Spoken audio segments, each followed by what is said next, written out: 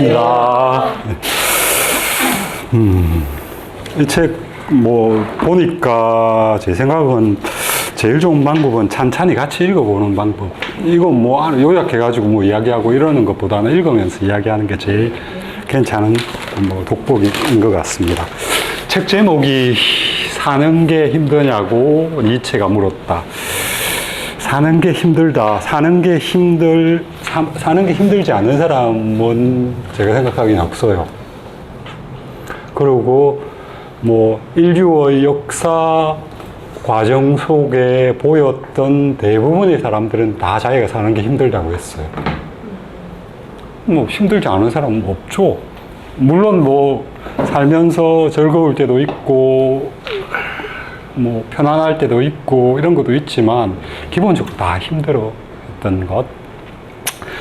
뭐 니체 같은 경우에는 좀 독특한 사람입니다. 살았던 시기 자체도 그 근대에서 현대로 넘어가는 그 기간 동안에 살았고요. 보통 우리가 힘들다고 할 때 힘든 종류들 굉장히 많죠. 뭐 일하는데 육체적으로 너무 고달파서 힘든 경우도 있고, 또는 뭐 옆 사람이 나를 하도 괴롭혀서 힘든 것도 있고, 내가 뭘 하고 싶은데 세상이 나를 안 알아줘서 힘든 것도 있고, 힘든 거 종류는 뭐 수도 없이 많습니다. 근데 이 니체가 힘들다라고 하는 거는 뭐 육체적으로 힘들고 뭐 옆 사람이 괴롭혀서 힘들고 이런 것하고 조금 다른 종류예요. 그러니까 그 서양의 그 지성사의 전개를 보면 니체 시기에 그 지성사의 그 측면에서 인간은 힘들 수밖에 없는 상황에 처하게 됩니다. 특히 이제 우리 보통 그 니체가 살았던 시기가 1844년에서 1900년 요 기간에 살게 된, 오늘은 이야기를 좀 하겠습니다. 그러니까 그 니체가 어떤 시대에 살았고 서양이 이 당시에 직면했던 지성사의 혼란의 상황, 그러니까 그 기둥이 무너져 버린 상황이 이 사람들에게 어떤 의미가 있는지 그런 부분을 좀 검토를 해야 될 것 같아서 니체가 살았던 시기가 1844년에서 1900년, 어떻게 보면 뭐 근대의 마지막에서 현대로 넘어오는 그 시기로 볼 수 있는데, 그 쭉 보면 그 시기의 전반 그 유럽의 그 지성사의 중요한 그 위치를 차지했던 사상가들이나 이런 사람들을 짚어보면, 데카르트라는 사람 1500년부터 뭐 1600년 정도, 뉴턴 1600년, 1700년, 라이프니츠 1600년에서 순서대로 쭉쭉쭉 내려와서 니체와 거의 동시대에 살았던 사람들은 프로이트, 그죠? 조금 전에 살았던 쇼펜하우어, 그 한 100년 전에 살았던 뭐 칸트 같은 사람들이 있습니다. 저 사람들이 이제 그 해왔던 그것들을 보면 대부분 어떤 구조냐면, 중세를 지배하고 있던 패러다임, 그러니까 기독교라고 하는 종교적 교리와 플라톤과 아리스토텔레스에서 만들어진 철학이 결합되어진 아주 정교한 어떤 패러다임입니다. 그 패러다임에서 벗어나는 흐름으로 가고 있습니다. 뭐 나중에 이제 좀 살펴보겠는데, 이 사람들이 가졌던 중요한, 제가 뭐 서양 철학을 잘 알지는 못합니다만 대충 이렇게 짚어보면, 데카르트 같은 경우에는 신을 중심에 놓고 인간의 영혼과 몸, 그거의 관계를 설명을 하죠. 데카르트는 영혼이라는 표현을 씁니다. 영혼이라는 표현은 뭐냐면 신으로부터 부여받은 어떤 그겁니다. 그러니까 절대적인 어떤 그 존재적 이상을 지니는, 뭐 이건 뭐 인간이라는 존재는 그걸 부여받고 어떤 뭐 요즘 표현으로 뭐 유전자는 아닐 테고 어쨌든 부여받은 어떤 그런 그걸 갖고 있는 그런 존재죠. 이제 데카르트가 중세와 달라지는 점은 그것을 몸과 같이 연결시키려고 하는 시도를 합니다. 몸이라고 하는 그 측면들, 요게 이제 관심의 대상이 되기 시작하죠. 그럼 뉴턴에 가면, 뉴턴은 수학으로 세상의 어떤 그 작동 원리들을 설명해내는 시도를 하는 거죠. 하나님의 섭리나 뭐 이런 거에 대해서 움직이는 게 아니고, 이 세상은 그 자체가 갖고 있는 수학적인 어떤 규칙성, 이런 것들에 의해서 움직인다는 겁니다. 그런 것들도 이제 그 세계관에 이제 균열을 가하기 시작하는 그런 측면들이 있고요. 라이프니츠 같은 경우에는 이 사람도 굉장히 재미있는 사람인데, 그 과학자이면서 이 사람들의 이제 중심이 어디로 옮겨오는, 관심의 중심이 어디로 옮겨오냐면, 이전의 그 기독교적 세계관에서는 이 현상 세계, 변화하는 이 현상 세계에는 그렇게 큰 가치를 두지 않습니다. 여기는 견디고, 뭐, 극복하고 어려운 측면들, 왜냐하면 그 이후의 세상이 있으니까. 안정되고 영원하고 이런 세상이 있으니까 그 세상을 예비하는 단계잖아요. 그죠? 뭐, 최후의 심판이나 뭐 이런 여러 가지 교리에 따라서 중심은 항상 그 위에가 있습니다.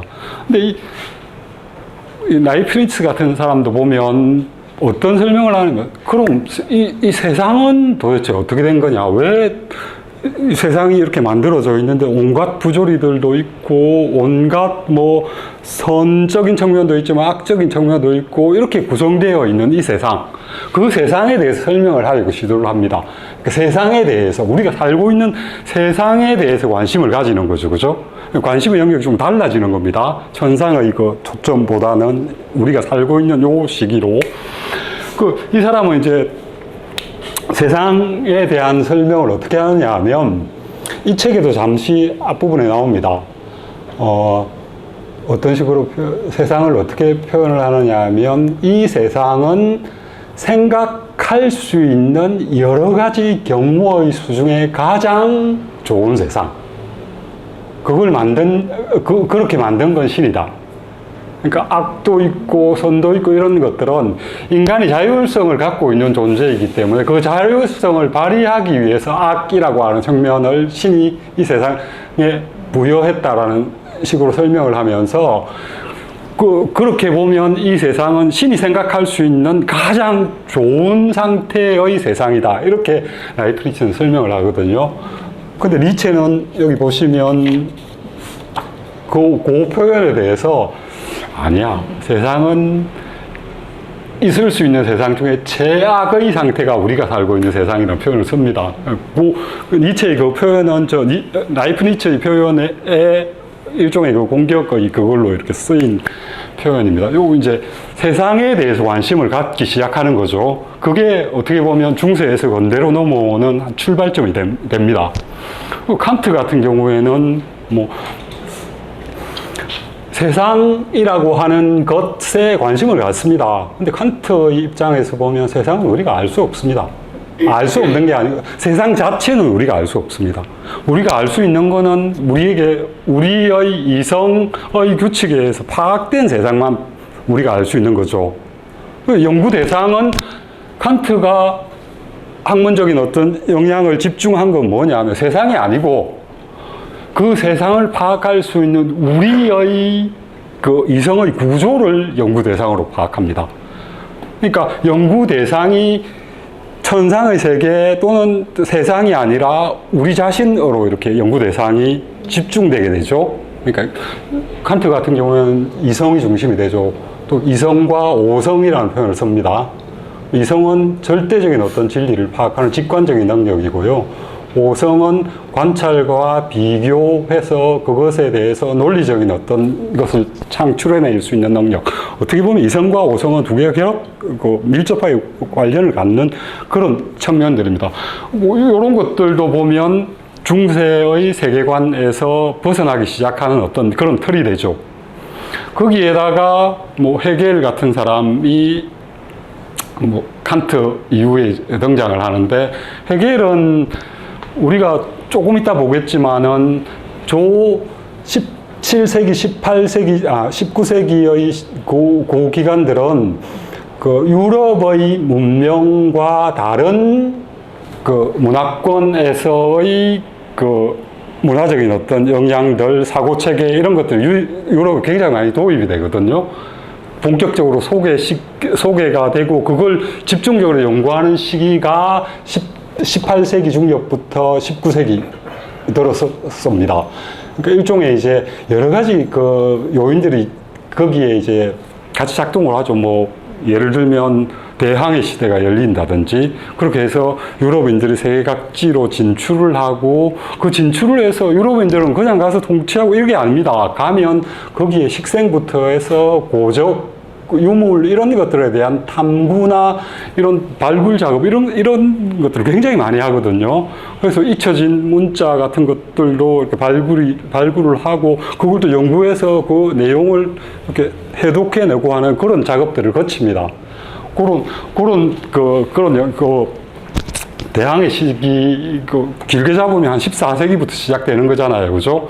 그 시기, 14세기, 15세기, 16세기, 그 시기에 쌓여졌던 여러 가지 다양한 문화권의 사고방식들이 유럽에 들어와서 영향을 미칩니다. 헤겔 같은 경우에는 사실 인도 철학이나 이쪽에서 굉장히 영향을 많이 받습니다.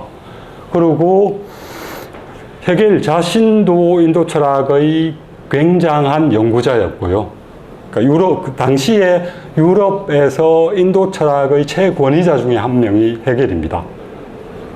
그래서 저 헤겔 철학에는 불교와 힌두교를 필두로 한 인도 철학의 영향이 굉장히 많이 영향을 미칩니다. 그 구조에. 그 다음에 쇼펜하우어 같은 사람이 등장을 하는데 쇼펜하우어는 칸트를 굉장히 좋아했습니다. 좋아했고 그 이론 자체를 높이 평가했던 사람인데요. 구조를 보면 쇼펜하우어와 칸트하고 비슷합니다. 쇼펜하우어 같은 경우에는 세상을 의지와 표상으로 이렇게 나뉘죠. 그 의지 영역이 뭐냐면 물 자체의 영역입니다. 그거 자체는 알 수가 없습니다. 근데 칸트는 그거에 대해서는 알 수 없다라고 선을 그어버립니다. 우리가 알려고 시도할 부분과 아닌 부분을 딱 이렇게 나누어 버리거든요. 근데 쇼펜하우어는 거기서 한 걸음 더 나갑니다. 세상 자체에 대해서는 알 수 없지만 그 세상이 어떤 힘을 갖고 있는지는 알 수 있다. 그 물 자체의 세상이 드러내고 있는 걸 의지라고 표현을 하는데 그 의지가 뭐냐면 그 신과 관련시켜서 신의 의지가 구현된 게 어떻게 보면 세상이잖아요. 그 이전의 철학 구조에 따르면. 근데 쇼펜하우어는 어떻게 생각하느냐 하면 그 의지라고 하는 건 어떤 목적을 가지고 있는 게 아니다. 쇼펜하우어의 표현에 따르면 맹목적이라는 표현을 쓰거든요. 근데 저 의지는 우리말로 의지라고 번역을 해놨는데 의지가 아니고 정확한 번역은 충동입니다. 감성적 충동. 충동? 예. 우리가 배가 고프면 먹고 싶잖아요. 그죠? 배가 고프면 뭔가 먹고 싶다라고 하는 충동이 일어나죠. 근데 배가 고프면 왜 먹고 싶다는 충동이 일어나는지 알 수 없잖아요. 없습니다. 사실. 배가 고프니까 먹는 거지. 아니면 배고파서 안 먹으면 그 사람이 살 수 없으니까 먹는 거지. 이렇게 설명할 수밖에 없죠. 그러니까 쇼펜하우어 같은 경우에 물 자체라고 하는 그거 자체는 알 수는 없지만 그 물 자체가 현실에 투영하는 어떤 힘은 알 수 있다. 그 힘이라는 게 바로 의지다. 그 의지의 특징은 목적을 갖고 있지 않은 맹목적인 충동이다. 뭘 보고 우리가 갑자기 걸어가다가 뭘 보고 저거 갖고 싶네 할 때 그 충동이 일어나는 것과 똑같은 거라는 이야기죠. 신이라고 하는 기존의 그 세계관을 빼버린 상태에서 이 세상을 설명하는 거죠. 의지라고 하는 그 개념을 적용을 해서 여기는 아니잖아요. 절대정신이라고 하는 거는 신하고 연결된 구조를 갖거든요. 근데 여기는 조금 달라집니다. 니체는 쇼펜하우어의 책을 젊을 때 읽고 바로 이거야 라고 해서 굉장히 거기에 경도됩니다. 좋아하기도 하고, 나중에는 좀 비판을 하긴 합니다만, 니체가 사용하는 개념 중에 힘의 의지라는 게 있습니다. 그 의지도 의지가 아니고 충동입니다. 충동. 뭔지는 모르겠는데 우리 인간에게는 어떤 것을 극복하고 자기가 강해지겠다고 하는 그런 의지 내지는 충동이 있다 라는 게 니체의 생각이거든요. 그렇게 보면 쇼펜하우어부터 칸트로부터 쇼펜하우어를 거쳐서 니체까지 연결이 되죠. 동시에 그와 동시에 니체 같은 경우에는 천상의 세계가 아니고 이 변화하는 이 세계, 우리가 만지면 아프고 때리면 뒤로 밀려나고 하는 이 변화하는 이 세상만이 존재하는 세상. 머릿속에 그리는 이데아나 아니면 천상의 세상, 이런 거는 다 거짓말 내지는 속임수, 사기라고 표현을 합니다. 이 세상만 있는 거예요. 그러면 우리가 알아야 되는 세상의 영역이 확 이쪽으로 이제 관심이 바뀌게 되는 거죠. 그리고 이제 또 한 가지는 이 데카르트부터 이야기했던 몸이 중요한 어떤 탐구 영역으로 자리를 잡고요. 또 하나는 감정입니다. 우리 이전에는 영혼과 몸이라고 표현을 했지만 데카르트와 프로이드 시대 이때 오면 정신과 몸이라고 하는 구조로 용어가 바뀝니다. 영혼은 신으로부터 부여받는 거지만 정신은 뭡니까? 자기가 살아왔던 경험들이 축적되어서 만들어진 거죠. 자기의 활동에 의해서, 자기의 생각에 의해서 만들어지는 게 정신입니다. 그죠? 그러니까 데카르트 같은 경우는 영혼에 대해서 탐구하지는 않습니다. 영혼은 신의 절대의 어떤 그걸로 부여된 그거니까. 근데 프로이트에게는 이 정신은 탐구의 대상이 됩니다. 그 안에 정신이 어떻게 구성이 되어 있는 이것에 대한 탐구의 대상이 되는 거죠. 그러니까 알의 대상이 바뀌는 겁니다. 그러니까 어떻게 보면 저는 이렇게 생각합니다. 중세가 있고 근대가 있고 현대가 있는데요.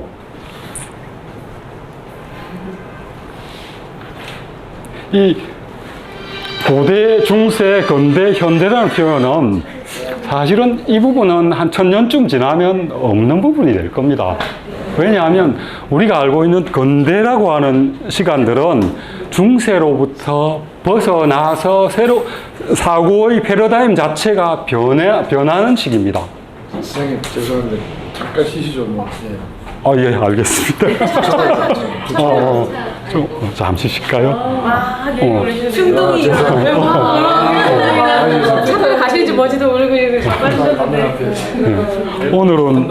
오늘은 좀 무슨 말인지 뭐라 듣겠죠? 제가 힘들다라는 걸 설명을 해야 되는데, 힘들다라고 하는 거는 그냥 옆에 때려서 힘들다, 일하다가 힘들다, 이런, 사람이 괴롭혀서 힘들다, 이런 게 아니거든요. 힘들다는 개념을 이해를 하려면 조시기를 좀 알아야 왜 서양의 지성사에서 니체라는 사람이 튀어나올 수밖에 없는지를 좀 설명을 드리고 이 책을 들어가야. 그래서 인식의 어떤 변화, 흐름, 그러니까 사람이 관심을 갖는 그게 이제 대상도 달라지는 거죠. 그 부분을 제가 좀 설명을 드리려고 합니다. 저거 다 녹음은 진짜 하시고 계시죠? 근데 녹음이요, 교수님. 예? 녹음 다 버튼 누르신 거죠? 예, 눌렀습니다. 목소리 집어넣으려는 아니 제가 한번에 해놨는데 켜놓고 그다음에 들어와야지만 녹음이 되는 그리고 지금은 녹음돼요. 보니까. 열심히 하고 계셨는데 없어가지고 조금 이따 설명을 드릴 텐데 사람이란 어떤 존재인지는 여러 가지 뭐 방법을 통해서 이야기를 하기도 하고요. 뭐 사람을 규정하는 용어는 굉장히 많은데 오늘은 그 안다라고 하는 것과 관련해서 사람을 규정을 좀 해보려고 합니다. 그 측면.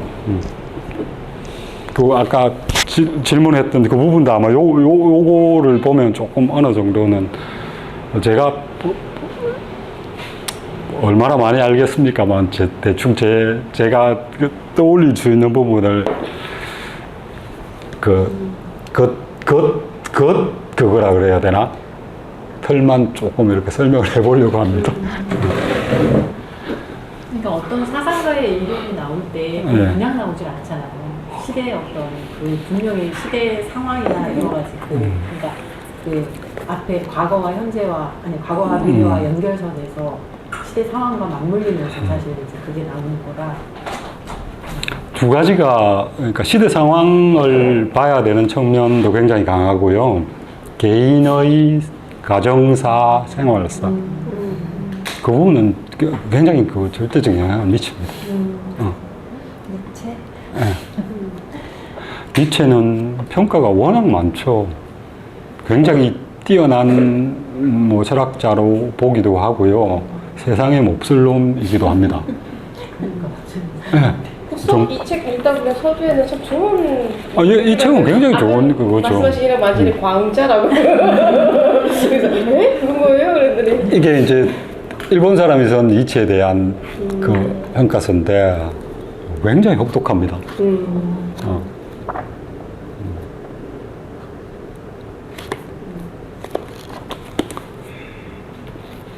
그리고 뭐 니체는 사실 그런 측면들을 좀 갖고 있습니다.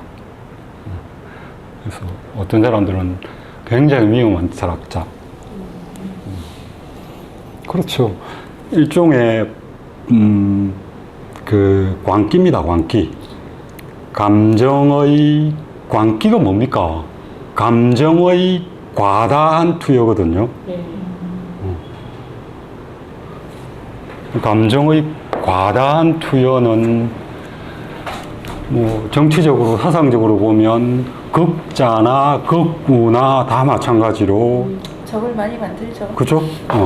그 이성적이라고 하는 것을 포장해서 합리화시키고 그 부분, 그 합리화시킨 부분을 차근차근 들어가면 다 감정입니다. 감성들입니다. 그 감성인과 동시에 감성이 극단적으로 투여된 게 광기입니다. 광기에 이룰 수 있는 여지들을 굉장히 많이 갖고 있는 철학자가 니체고, 우리 책 읽을 때는 뭐 우리한테 필요한 것만 보면 되지 않겠습니까?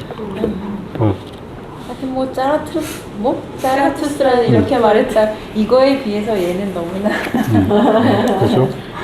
굉장히 순한 맛. 네. 순한 맛입니다. 굉장히 순한 맛이고요.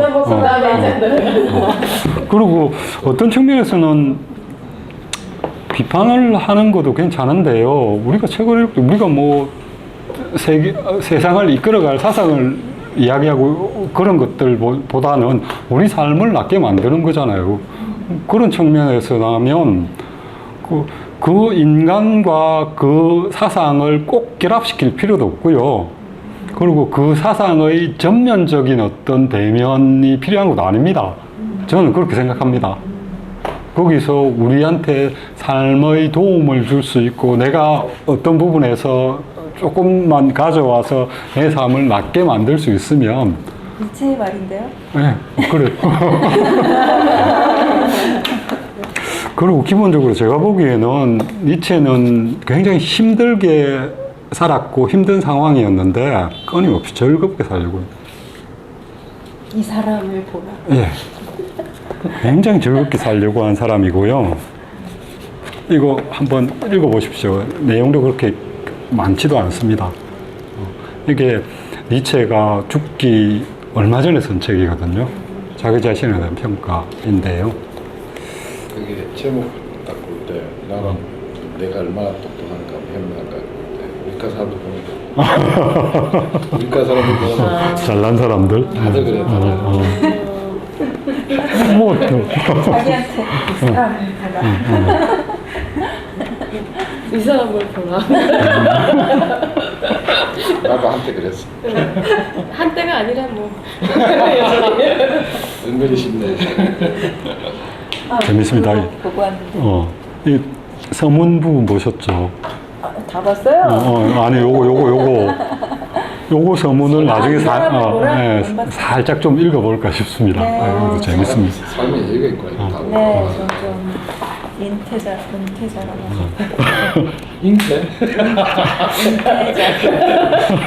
자기 그걸로만 들리지 자꾸. 아니 좀 전에 잉태라 그랬어. 혼자서 차 빼는 게 힘드신 거 아닌가 모르겠다. 그러게요. 따라 내려갈 걸 그랬네. 아니었어? 나 담배 피러 갔어. 나는 따라가서 그 해주신 줄 알았더니. 나는 저 통화하고 연락이 온 게 있어. 통화할 겸 담배 필 겸. 아니 주차를 너무 어려워요. 그 시간대에 사람이 끊이지 않게 오는데 안 멈춰요 사람들이. 후진을 들어야 되잖아. 지금이라도 내려가 봐야 돼. 아이고야. 주차가 너무 커가지고. 아 이거 돌릴 때 제 옆에 있었어요? 근데 어떻게 기차가 아이고. 한마디가. 네, 저도 좋습니다. 옆에 차가 있는 상태에서 이렇게 돌았거든요. 얼마나 돌려도 사람은 안 피해주고 한숨 돌리세요. 올라오는데 덥기도 하죠. 이거라도 아니 언니 부채질해줘. 그래서 깊숙이 들어가셨어요? 다행이네 이제. 아니 수업을 안 하고 계셨어요? 예. 그 이야기하고 있었어요. 때는 이때다. 혹시라도 그 한참 네가 내가 있잖아, 네가. 최대한 깊이 들어갔는데 앞에 좀 열. 그게 크니까 이게 나가지 못하네. 내가 뒤로 아까 하던 거 맞아. 예, 다시 시작하겠습니다. 그거 나중에 뭐 이어질 거니까. 그 사람이란 존재를 규정하는 용어는 굉장히 많은데 오늘 이야기는 알고 싶어 하는 존재. 사람은 모르는 걸 못 견디는 존재입니다. 호기심 또는 뭐 지적 욕구, 모르는 것에 대해서 알고 싶어 하는 존재가 인간인데, 여러 가지 있죠. 그죠? 얘들이 뭐 판도라 상자를 여는 판도라. 그죠? 그 다음에 뭐 남편 얼굴이 궁금해서 약속을 어기고 촛불을 켠 부식해. 그죠? 뭐 또 그 먹지 말라는 사과를 기어코 꿀꺽 삼킨 이브 같은 존재들. 그게 어쩌면 사람의 기본적인 본능. 모르는 게 없으면 못 견디는 존재가 사람입니다.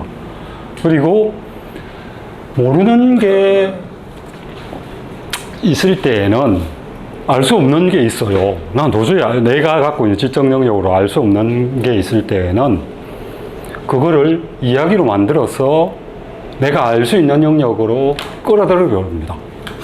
그 대표적인 게 신화들이죠. 예를 들면 이런 겁니다. 세상을 내가 살고 있는데 나 뭔가 궁금해요. 뭐 예를 들면 세상이 왜 만들어졌는지, 세상이 어떻게 해서 만들어졌는지, 이런 거 여러분 혹시 그런 거 안 궁금하십니까? 그런 질문들은 누구나 다 아직도 해결되지 않은 질문들이거든요. 그런 질문이 있으면 내가 살고 있는 시기에 제일 똑똑하다는 놈 찾아가서 물어볼 거 아니에요. 그죠? 그 제일 똑똑하다는 사람들이 어떤 사람이냐 하면 선지자라고 하는 인물들, 또는 현자라고 하는 인물들, 또는 철학자라고 하는 인물들, 요즘은 뭐 과학자 뭐 이런 사람들이겠죠. 그러니까 어느 시대에나 다 그런 것에 대해서 질문을 했을 때 답해주는 사람들이 있단 말이에요. 초기에는 그런 게 이제 신화라는 형태로 구성이 돼. 그러면 그 신화를 바탕으로 하면 세상이 이해가 되잖아요. 그게 진짜든 아니든. 근데 그게 만들어진 시기는 그게 세상을 들여다보는 일종의 그 틀이 되는 거예요. 그게 알의 영역이 되는 거죠. 자, 질문들입니다. 그러니까 세상은 무엇으로 이루어졌을까? 세상은 어떻게 만들어졌을까? 세상은 누가 만들었을까? 세상은 왜 만들어졌을까? 세상은 어떻게 돌아갈까? 뭐 이런 근본적인 질문들, 굉장히 중요한 질문들이고 언제나 언제나 궁금해하는, 특히 뭐 세상을 통치하거나 이런 사람들 또는 세상에 대해서 뭔가를 알아서 뭔가 이론을 세우고자 하는 사람들은 저런 질문들을 할 수밖에 없죠. 그 다음에 또 인간에 대해서 우리 도대체 왜 만들었어? 누가 우리를 만들었어? 그죠? 우리를 만든 목적이 뭘까? 그죠? 우리 사는 거 굉장히 힘들어. 나 이렇게 사는데 왜 이렇게 힘들게 살게 만들었어? 도대체 이렇게 사는 게 뭘 위해서야? 라는 그런 질문들을 하죠. 그런 거에 대해서 대답을 해주는 게 신화하고 종교입니다. 초반에는 그런 질문에 대해서 답을 해줬던 거는 무당들이죠. 그렇죠? 그런 게 모여서 체계적인 신화가 됩니다. 그런 신화들도 알의 대상이 되는 거, 세상에 대해서 알게 되는 거죠. 신화가 나오고 종교가 나오고, 그죠? 뭐 세상이 돌아가고 있는 거 이런 건 천동설이잖아요, 그죠? 조금 관찰해봤더니 이게 아니네 해서 뭐 좀 바꾸다 보니까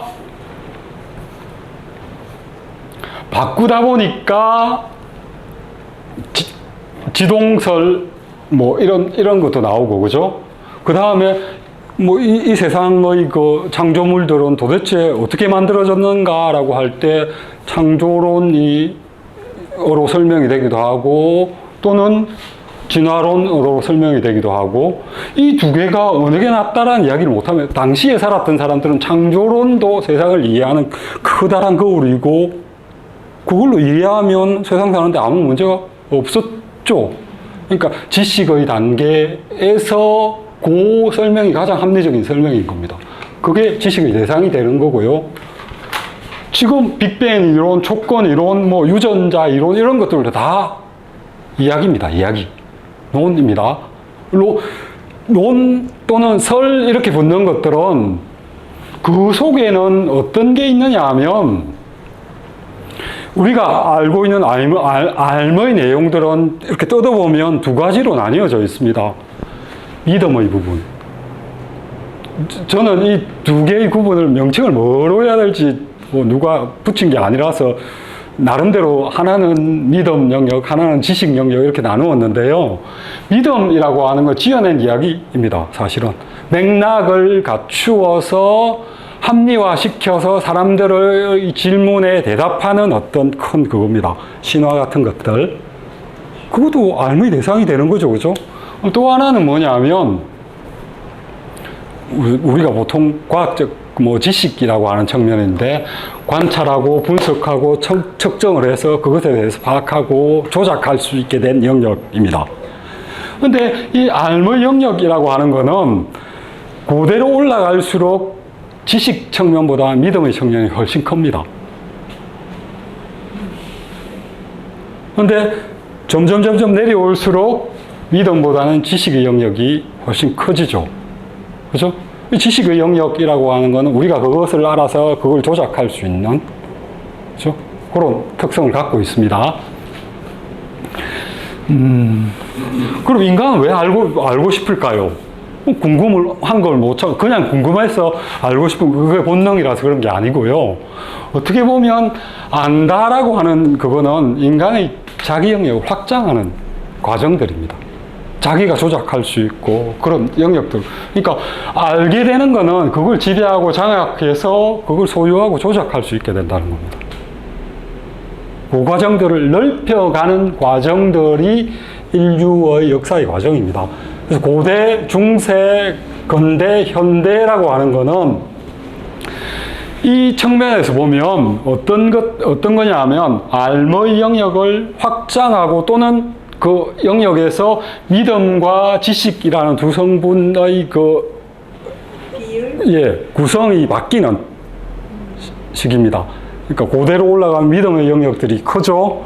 근데 현대로 오면 점점 지식의 영역이 믿음의 영역들을 갉아먹어가서 지식의 영역 안으로 확보를 하죠. 그죠? 그렇다고 해서 아무리 현대화가 된다고 하더라도 믿음의 영역이 완전히 없어지지는 않습니다. 왜냐하면 우리가 그 관찰하고 실험하고 하는 가장 아랫단은 언제나 믿음입니다. 뭐 종교만이 믿음이 아니고요. 지식의 가장 아래 토대에 들어가면 믿음밖에 없습니다.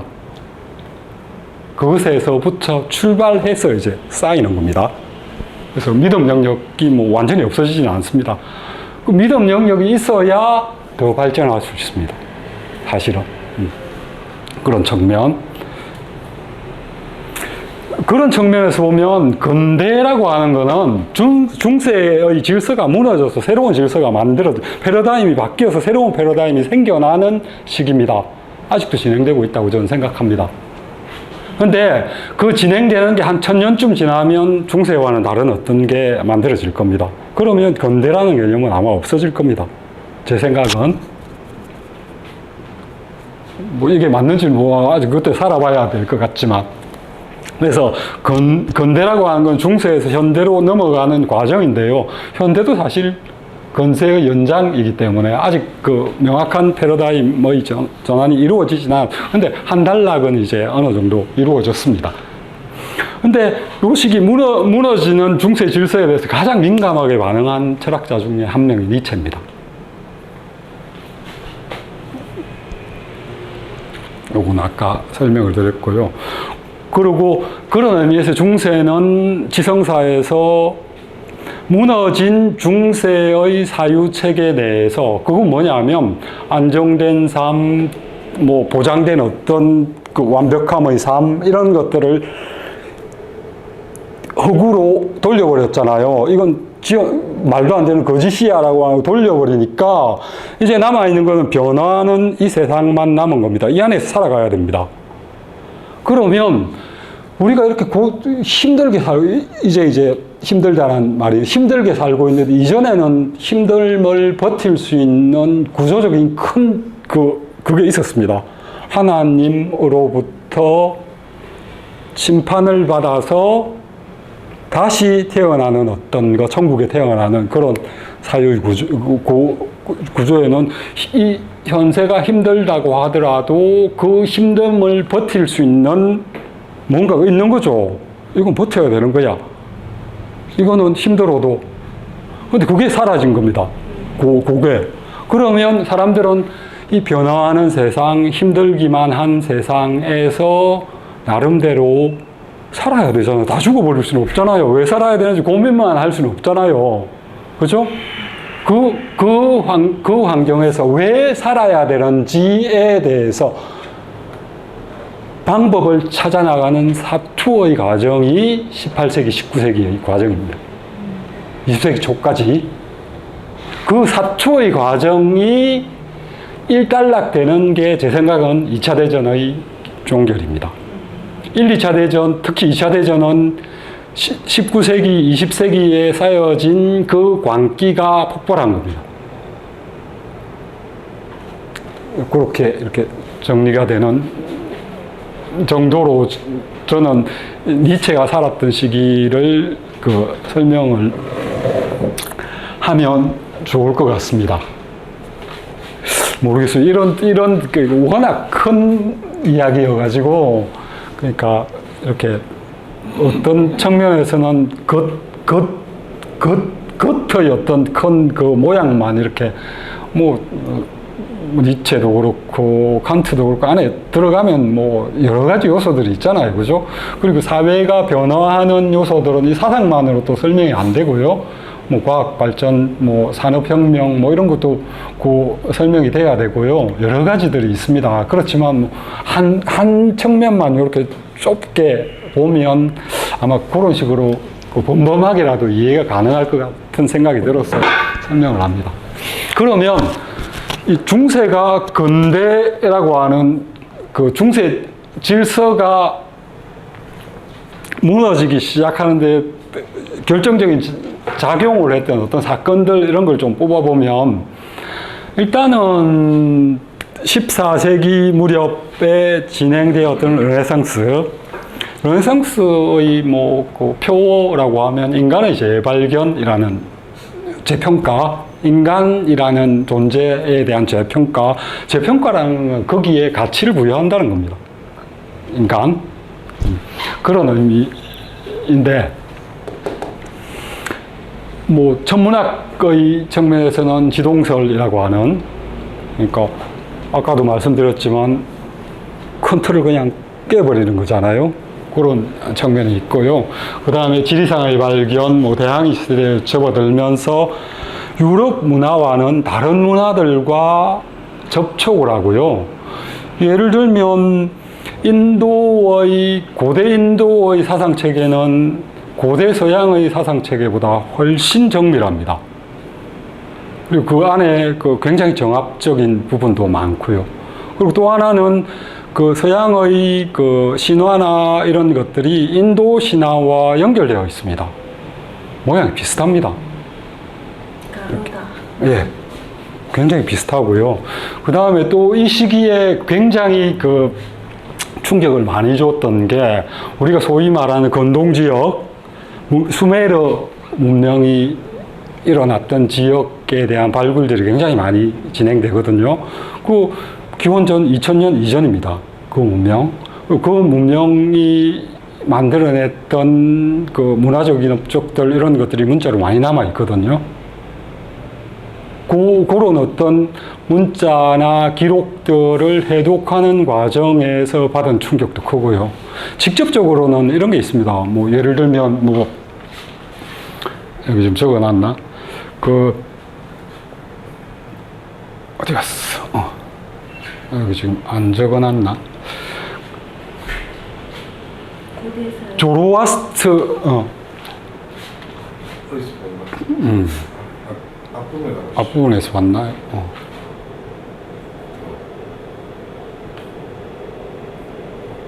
없네요. 아까 봤는데. 조로아스터교를요? 예, 저쪽으로. 저 없다요 500원. 있었어요. 앞쪽에 있어가지고. 뭐가 내가 저분들한테 다 줘야 돼? 앞쪽에 앞쪽에 있었어요. 앞쪽에. 앞쪽에? 네. 찾으세요. 넣었는데 안 보이네. 없어. 난 못 봤어. 봤어요. 하나 더. 아, 여기 있다. 아, 참. 눈이 보배야. 이 조로아스트 교는 이게 조로아스트라는 사람이 언제 살았는지 사실 모릅니다. 기원을 끌어올리면 기원전 1800년대라는 사람도 있고요. 조금 이렇게 뒤로 밀리면 기원전 한 600년대 정도로. 기원전 600년이라도 기독교가 만들어진 한참 전이잖아요. 그죠? 이 조로아스트라는 교는 굉장히 특이한 종교인데, 인류의 종교는 몇 가지의 변화 단계를 거칩니다. 제일 처음은 그냥 애니미즘이죠. 무당들에 의해서, 그러니까 다시 여러 정령들이 있는 그런 어떤 종교 체계였다가, 조금 지나면 토템, 그죠? 곰이 우리 조상이야, 이런 것들이 다 토템입니다. 토템 신앙으로 접어들고, 그 다음에는 인격화된 다신의 체계, 여러 그리스 로마 신화가 대표적인 여러 신들이 존재를 하죠. 그 신들은 참 특이하게 인간하고 비슷합니다. 질투도 하고요. 감정을 그냥 이렇게 속이기도 하고, 여러 가지 양태들을 보이죠. 그러니까 인간의 모습을 투영한 신들입니다. 그런 모습을 보이는데, 서양의 건동 지역의 길가메시 신화 같은 경우에도 거의 시기가 기원전 2000년이거든요. 저 길가메시 신화도 다신의 신화고, 그리스 신화와 거의 유사합니다. 많은 부분에 비슷하고요. 그리고 저 길가메시의 신화 안에 들어있는 내용들의 많은 부분이 조로아스트교로 이어지고 기독교로 이어집니다. 조로아스트교가 지금 현존하는 종교들을 여러 연구한 그거에 따르면 최초의 일신교 철학입니다. 종교 사유 체계입니다. 근데 17세기, 18세기에 괄목할 만한 지적인 업적이 어디에서 나오느냐 하면요. 서양 사람들이 인도도 진출하고 뭐 세계 온갖 곳들을 다 파헤집고 다니면서 그들이 했던 연구의 어떤 부분이 있느냐 하면 세계의 각 종교들에 대한 연구를 하고요. 세계의 언어들에 대한 연구를 합니다. 이 두 개는 결합되어 있거든요. 그래서 언어학, 어떤 사람은 뭐 한 10개의 언어를 하는 사람도 있고요. 언어를 연구하고 종교를 연구합니다. 연구하다 보니까 길가메시 신화 같은 경우에는 서구 문명보다 훨씬 이전에 만들어진 건데 훨씬 정교하고요. 거기 들여다보니까 이거 우리 모세 이야기인데 이런 게 거기 들어있어요. 이거 우리 노아 이야기인데 이런 게 들어있어요. 그거는 그 신화로부터 조로아스트교로 이어져서 기독교에 그대로 연결이 됩니다. 왜 연결됐느냐라고 하는 건 사실 역사적인 유래가 좀 있습니다. 유대인들이 바빌론 제국, 신바빌론 시기에 몽탕 왕부터 시작해서 유대인들이 다 잡혀가거든요. 바빌론 그 지역으로. 그래서 거기서 완전히 노예 생활을 엄청난 기간 동안 합니다. 굉장히 혹독한 시련을 거치죠. 근데 페르시아가 일어나면서, 사산조 페르시아가 일어나면서 그 바빌론을 함락시키거든요. 그러고 나서 유대인들을 풀어줍니다. 풀어줘서 가나안 땅으로 돌아가게 만들어주죠. 돌아가게 만들어주고 심지어는 그 성전까지 지어줍니다. 성경의 구약에는 그런 이야기들이 꽤 등장합니다. 그러니까 소위 말해서 그 사산조 페르시아의 왕을 유대인에서 말하는 기름부원자라는 표현을 씁니다. 기름부원자, 축복을 받. 예수가 기름부원자잖아요. 그런 표현을 씁니다. 그 사산조 페르시아의 종교가 조로아스트교입니다. 이 유대인들은 거기에서 풀려나서 그때부터 자기들의 역사에 대한 기록들을 기록하기 시작합니다. 그게 이제 구약 성서죠. 그 내용들에는 조로아스트교의 사유책에 섞여 들어갑니다. 그러니까 그런 사실들이 밝혀지는 거잖아요. 이렇게 뒤집어 봤더니 기록들이 이렇게 바위에 새겨져 있는 이런 기록들, 그런 기록들을 보다 보니까 우리 세상이 제일이 아니래라는 생각이 드는 겁니다. 그리고 우리가 생각했던 것들이 저 사람들도 생각하는, 그리고 또 인도 같은 데 보니까 전혀 다른 사유체계, 비슷하면서도 다른 체계를 갖고 있는, 그리고 훨씬 우리보다 정교한 겁니다. 그럼 이 사람들이 무슨 생각을 하겠어요? 우리가 제일인 줄 알았더니 아니네. 이게 맞나? 그죠? 거기에다가 과학이 끊임없이 한 발짝 한 발짝, 그죠? 그래서 새로운 신화나 종교적인 어떤 체계나 이론이나 이런 것들과 부딪히는 어떤 그거에 배치되는 증거들이 점점 튀어나오는 거죠. 그게 극단의 지점에 이르는 게 이런 것들입니다. 다 종교뿐만 아니라 천동설 같은 경우에서 지동설로 넘어가는 거, 그 다음 창조론에서 진화론으로 이것도 보십시오. 다윈이 살았던 시기가 1809년입니다. 19세기. 그죠? 여기는 조금 이럽니다만, 그죠? 그 다음 이제 나오는 게 빅뱅 이론, 아인슈타인도 19세기에 걸쳐 있는 사람이잖아요. 그죠? 걸쳐 있는 사람. 그 이후에 촉권 이론, 양자역학, 이런 것들이 20세기 초에 이렇게 그 자리를 잡습니다. 유전공학이 아니라 유전학. 공학이야 나중에 거기에서 배치돼. 이런 것들이 서구의 중세의 사유 체계를 흔들어 버립니다. 그리고 사실 중세의 사유 체계는 인간을 억압하는 그런 측면들이 굉장히 강하죠. 그러니까 인간의 가치가 종속적인 그런 측면들이 강하면서 그런 것들이 그 당시에 정치적으로도 왕조가 무너지고 시민사회가 성장하고 개인이라고 하는 그런 가치들이 점점 커져 나오죠. 그죠? 그런 것들과 연결, 뭐 18세기, 19세기의 중반을 넘어서면 그런 사조들이 굉장히 강해집니다. 그러니까 와, 우리가 지금 생각했던 세계라고 하는 게 말짱 거짓말이었네, 또는 말도 안 되는 거였네, 우리를 속박하고 우리를 부려먹기 위해서 만들었던 것이네 라고 하는 생각을 가질 수밖에 없죠. 그러면 그 거짓이 제거된 사회 세상에는 살아나가야 될 거 아니에요. 그 살아나가는 과정들을 찾는 게 건대입니다. 아직도 찾고 있는 것 같습니다. 제가 보기에는. 우리 시기에 종교라는 게 분명히 있습니다. 근데 이제는 종교를 과학에 대해서 세상을 설명하는 어떤 기본 틀로 생각하는 사람은 그렇게 많지 않습니다. 그 이야기 대신에 더 정교한 이야기, 그러니까 지식의 기반으로 만들어진 새로운 신화죠, 사실. 빅뱅 이런 것도 저는 사실은 새로운 신화라고, 그러니까 좀 더 지식의 측면이 강화된 새로운 신화입니다.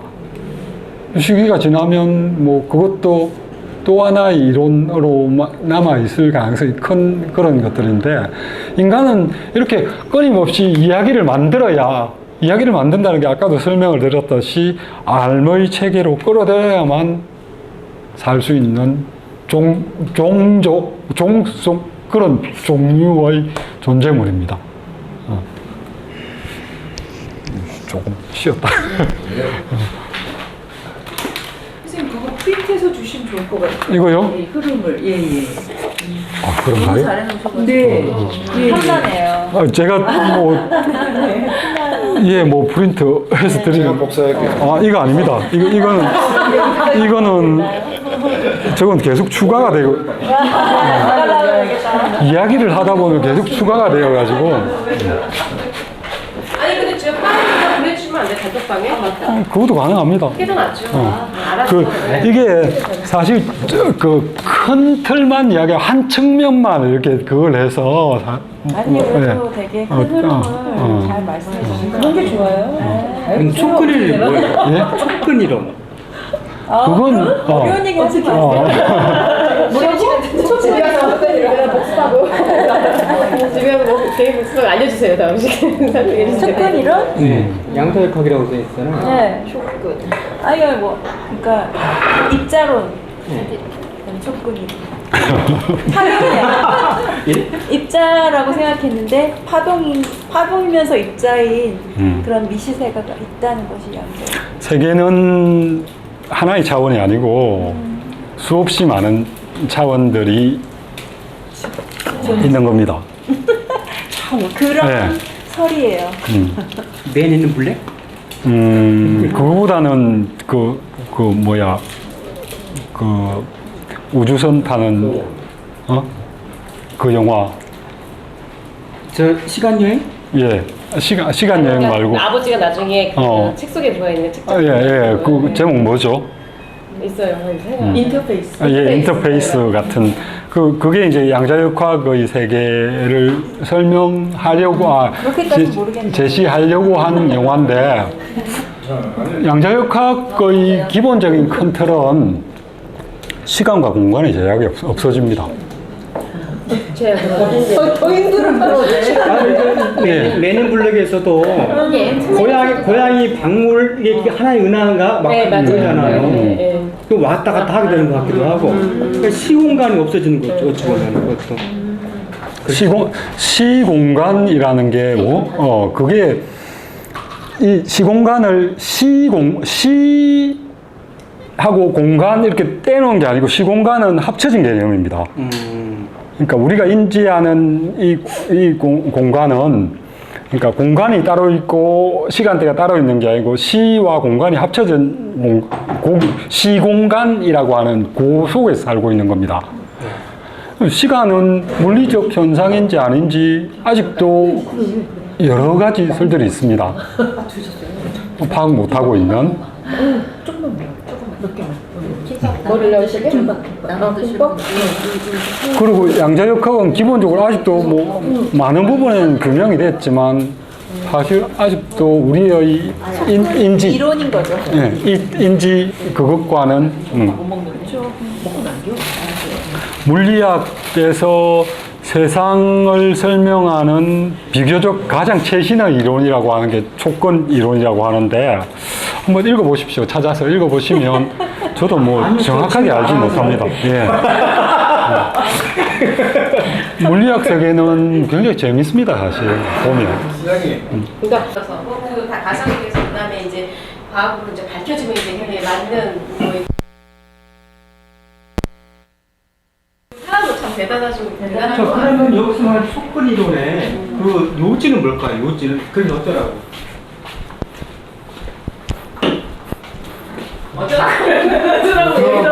여기 맞았어요. 이 이론에 요지가 있을 거 아니에요?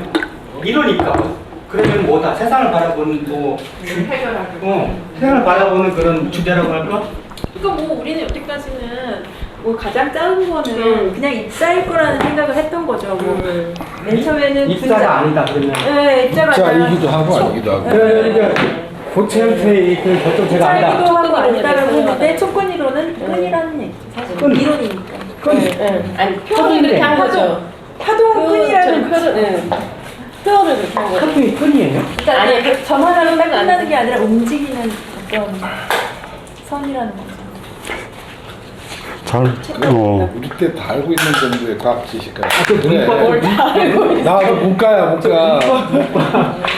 과학 시간에 다 배워. 나중에 촉근 이론 공부해서 한번 할까요? 자, 맥주도 싶고. 일단 제가 그래서 끈 가져올게요. 조금 남았는데 마지막 부분 시작하고 좀 이야기를 나누겠습니다.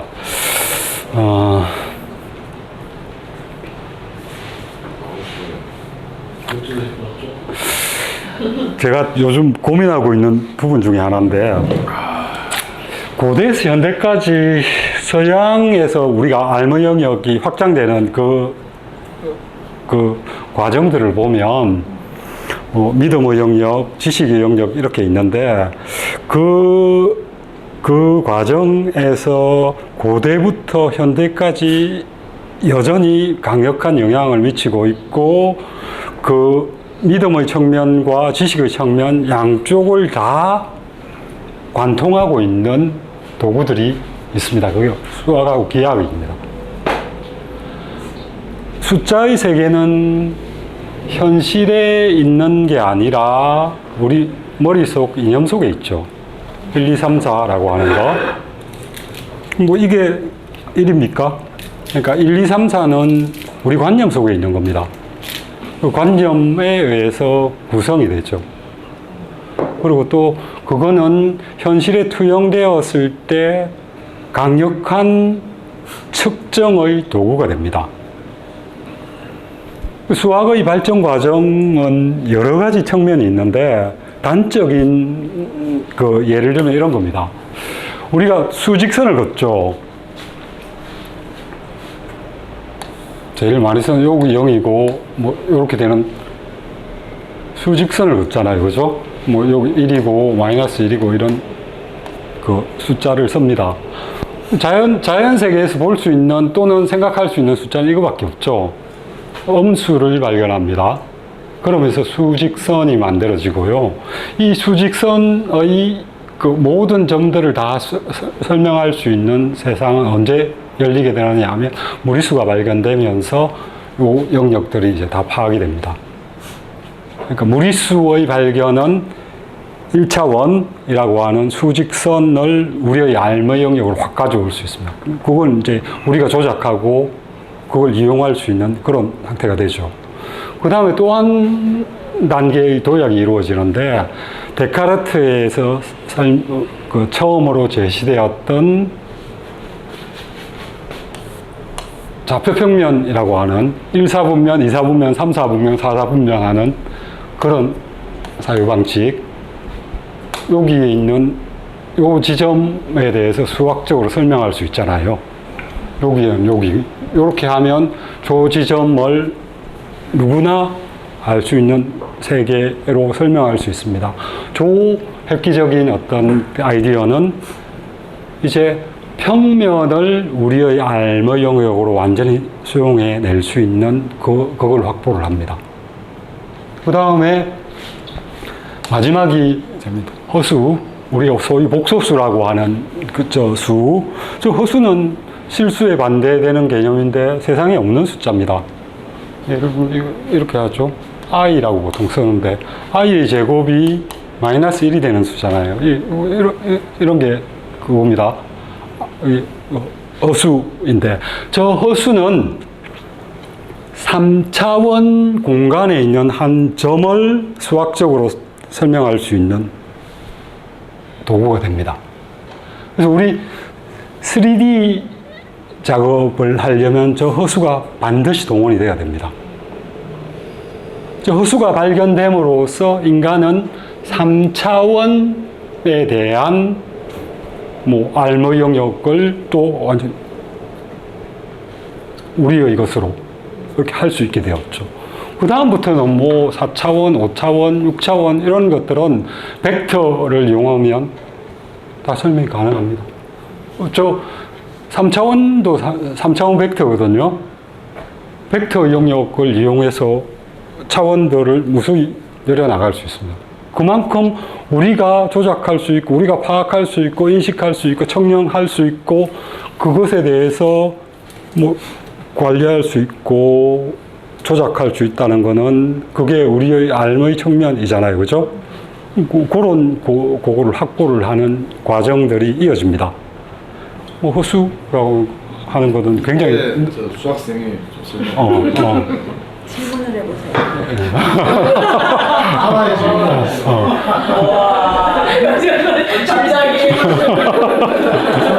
저기 허수면 허수 아비는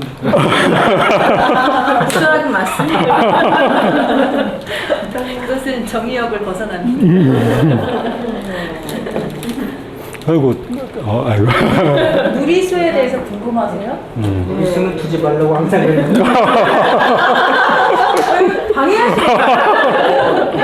저희 5차원이 4차원이 아니에요.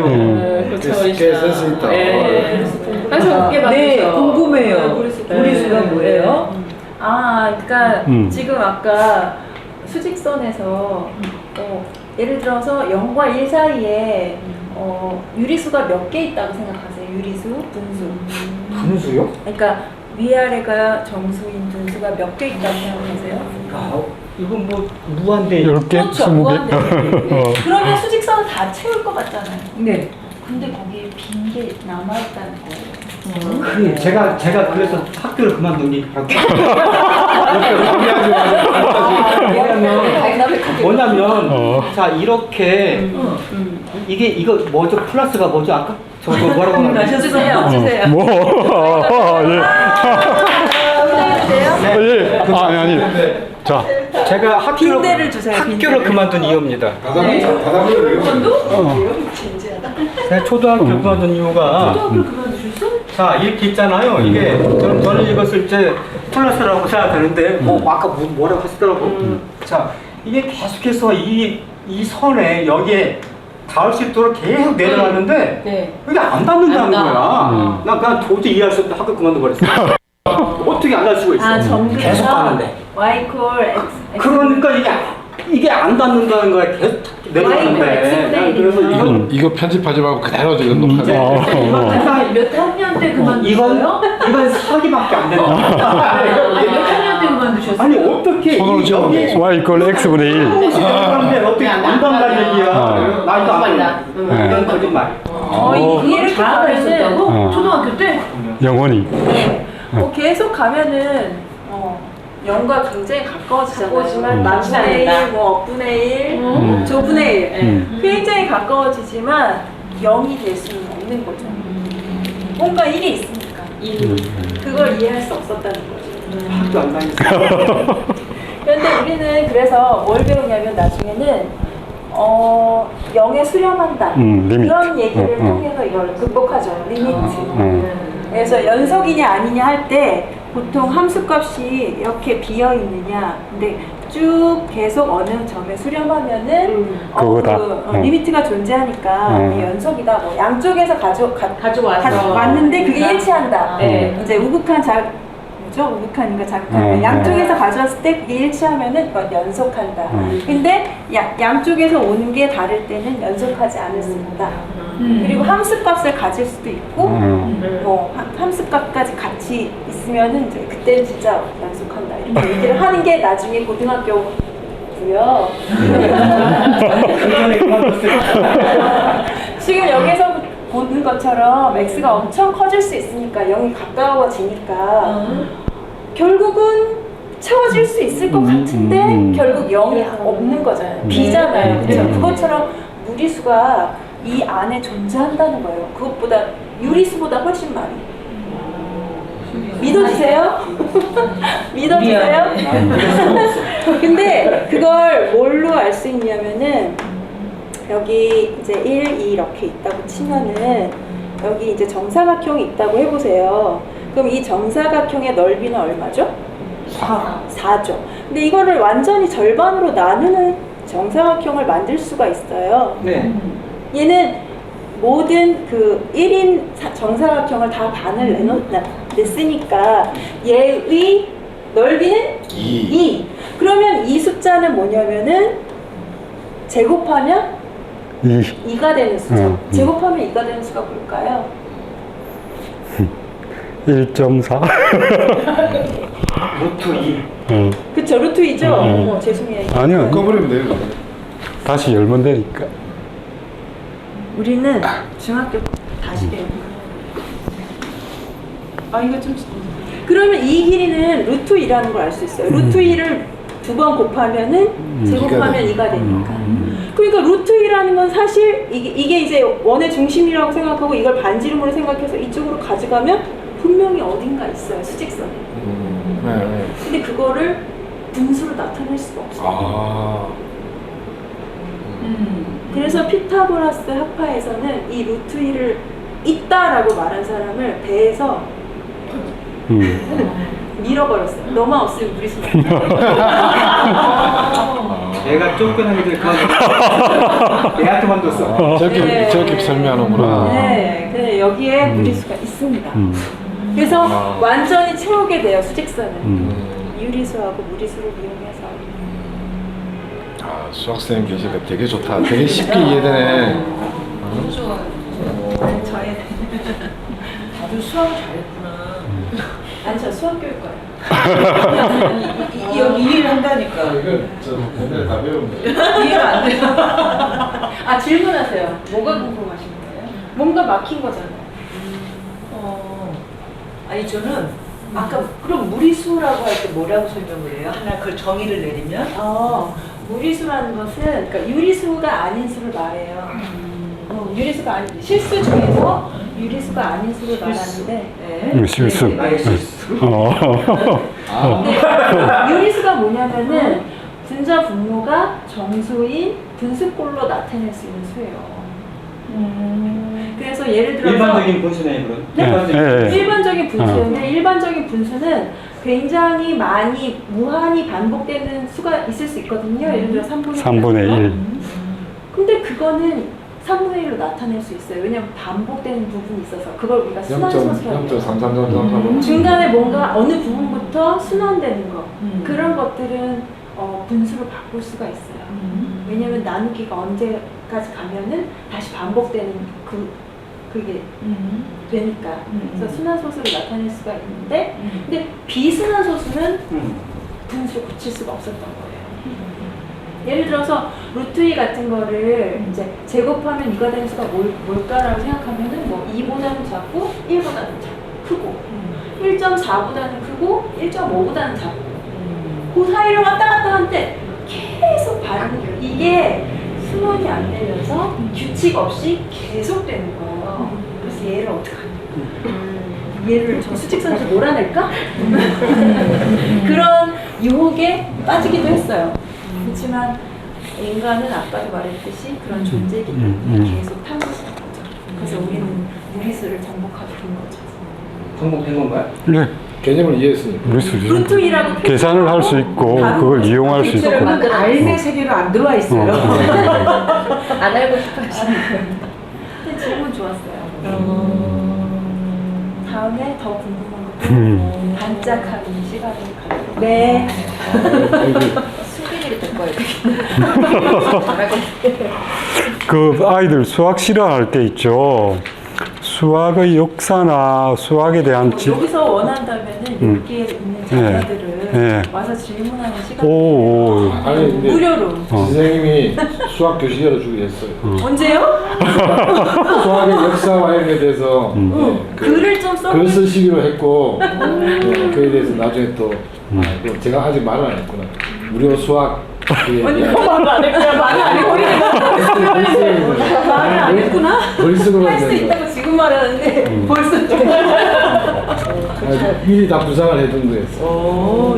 나중에 이제 이런 수학의 재미를 느끼게 할 수 있게. 네, 특히 초등학교 고학년이면은 아직 물들지 않았기 때문에 네. 아니면 중학교 애들도 학원에서는 문제 푸는 방법만 가르쳐주지 그게 왜 그런지 질문 안 받아요. 시간이 없고 맞아. 네, 질문을 받을 수 있어요. 그러니까. 책좀 있어요? 영어예요? 수학, 영어. 입히만. 그게 진짜 전문가잖아. 영어 저는 클리닉만. 네. 클리닉만. 안 되는 유형. 우와. 우와. 우리 시작하된 어. 클리닉에 전문적으로 해야 우리 애들 다 데려오죠. 가져야 된다. 책을 쓰시겠다고요? 그 수학을? 아니 그냥 글을 써보고 책을 쓰신다면은 제 눈이 내 인생이 불승업.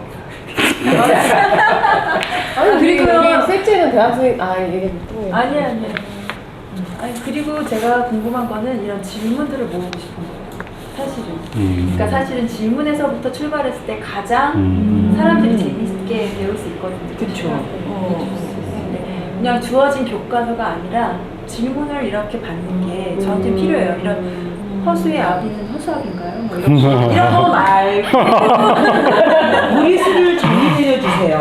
이런 거. 네. 그리고 아까처럼 x분의 1이 왜 0이 안 되는 거예요? 그래서 포기했어요. 이런 거 좋아요. 오. 아니 계속해서 내려가면 만나야 되는 거 아니야? 안 만난다지 왜 지랄이요? 그래서 선생님이 저한테 그렇게 말하는 거예요. 선생님, 나 그래서 나안 배우겠다. 그 중학교 가면 만나게 해준다. 그 선생님. 그래서 제가 그때 그만두고 가서 6개월 배우고 그냥 6개월 했다니까. 그래서 월반했단 말씀을 하셨구나. 모든 게 이해가 돼요. 진짜 사실인 거예요. 딱 맞춰졌어. 진짜 사실 중학교 때 그게 사실인 거예요. 근데 그 나이에 그렇게 생각할 정도면 굉장히 아니, 그 영리했거나 선생님 나한테 화를 내더라고. 나는 초등학교 마치고 이건 재수활동도였는데 중국으로 월반하고 차이 난다. 근데 그 재수할 때 굉장히 많은 걸 쌓으셨어요. 예. 수학 공부를 안 해서 공부를 많이 책도 많이 보시고. 오늘 똑같이 하네. 살아있는 수학 교육 들으니까 좋다. 종종 많이 도와주십시오. 마지막 나와서 즐거웠거든요. 마지막 부분 이제 살짝 이야기를 하고 오늘 이야기 마무리하겠습니다. 이 지금 강력한 무기라고 제가 말씀드린 거는 선생님 글씨 조금 키워주실래요? 예, 네, 좋습니다. 강력한 무기라고 말씀드린 거는 저 수학하고 기하학이 우리 눈에 보이는 현상 배후에 있는 원리를 파악하는 힘이 됩니다. 그래서 저 수학하고 기하학은 과학의 그야말로 무기죠. 저게 없으면 뭐 물리학, 천문학, 양자역학 이거 다 안 됩니다. 양자역학 눈에 보입니까? 안 보입니다. 이전에 뭐 그 분자, 원자 이런 거 이야기할 때도 그 눈에 보입니까? 요즘은 촬영해서 찍더라고요. 계산하고 상상하고 그려보고 해서 그 존재를 파악한 겁니다. 그러니까 수학하고 기하학은 어떻게 보면 이데아의 세상이라고 하는 그 절대의 영역까지도 포함하고 있죠. 있습니다. 수학이 원래 출발할 때는 그런 어떤 그게 강했으니까. 그리고 현대라고 하는 이 사회는 물론 뭐 그 기독교의 세계관인 그 천상의 세계를 날려버린 세계이지만 우리가 경험하고 있는 이 변화하는 세상 자체도 우리의 인지 능력을 가지고 파악하지 못하고 있는 영역들이 아직도 무수히 있습니다. 그것을 들여다볼 수 있는 유일한 도구는 수학입니다. 그래서 저는 저 수학이야말로, 그러니까 기하학과 수학이야말로 서양 문화를 관통하는 힘이고요. 어떻게 보면 서양에서 산업혁명이 왜 먼저 일어났느냐, 여러 가지 요인이 있습니다. 이 대항해 시대를 열었다, 아니면 그 안에 개체 중심으로 생각하는 사유, 사유 패턴 이런 것들도 서양에서 산업혁명이 먼저 일어난 이유인데요. 그런 모든 것들을 차치하고 보면 가장 큰 힘은 수학과 기하학입니다. 뉴턴 시기부터 이미 세상을 수학의 기호식으로 세상을 설명해내기 시작했거든요. 근데 동양의 수학은 보면 우리 기원전의 시기에 동양에도 수학이 굉장히 많이 발전을 했었거든요. 방정식 같은 경우에. 근데 동양 수학은 눈에 보이는 영역입니다. 예를 들면 쌀 200가마를 구루마에 싣고 50리, 100리 떨어진 지역에서 출발해서 양 지역이 언제 출발하면 도착 지점에 도착하느냐, 이런 질문을 하거든요. 그러니까 눈에 보이고 실제적인 것, 이런 걸 수학의 영역으로 삼았지, 눈에 보이지 않는 또는 기하학과 같은 그런 형태의 수학을 하지는 않았거든요. 그 지적 능력이 떨어져서 그런 건 아니고요. 기본적으로 성향 자체가 아마 어떤 차이가 있었을 거예요. 그 지적 능력 이런 거하고 관계 없습니다. 솔직히 말하면 기원전 1만 년 전에 살았던 사람하고 지금 살고 있는 사람하고 지적 능력을 비교하면 아마 같을 겁니다. 그렇게 차이가 없을 겁니다. 단지 그 시기 동안 쌓여진 축적된 것들을 이용할 수 있는 힘들이 늘어난 거죠. 그렇죠? 그래서 아까도 말씀드렸지만 신화나 이런 것들도 이야기이긴 하지만 지식의 범위 안에 들어가는 겁니다. 그리고 우리가 지금 과학이라고 하는 그런 이론들도 엄밀하게 따지면 신화와 마찬가지입니다. 그런 부분들을 이해를 하면 서양사, 지금 동양서양이라고 하는 게 큰 구분이 없습니다. 이제 합쳐져 버린 그런 거니까 그런 것들을 바라보는 시각들이 좀 더 이렇게 넓은 시각에서 바라볼 수 있지 않을까 하는 생각이 듭니다. 그렇게 해서 이제 사는 게 힘들다고 하는데 힘든 게 뭔지 다음 시간부터 이 책을 좀 보면서 필요한 게 있으면 조금 더 설명을 하고, 이 책은 제가 보기에는 쭉 읽어 내려가면 이걸 꼬집어내 요약해서 설명하겠습니까? 그런 건 아닌 것 같고요. 쭉 그렇게 길지 않거든요. 네. 그리고